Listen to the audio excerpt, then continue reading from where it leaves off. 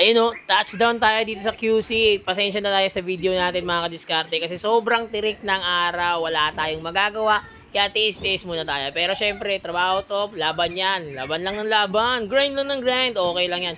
Uminit, umaraw, umulan, okay lang yan. Basta pagkakaperahan sa malinis na paraan, laban lang tayo. So ito, patanggalin natin.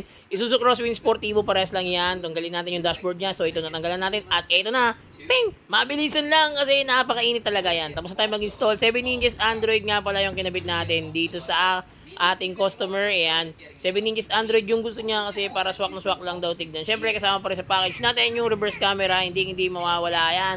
And then meron na rin tong Apple CarPlay and Android Auto. Pwede ka na rito mag-Waze, Netflix, YouTube, Google Maps. Ayan, kaya ikaw, ano pang inaantay mo? Tara, DM mo ako, i-message mo lang ako para mas mabilis yung transaction natin. Kung gusto mo mag-upgrade ng mga car stereo nyo sa lahat ng sasakyan, meron tayo. Let's go!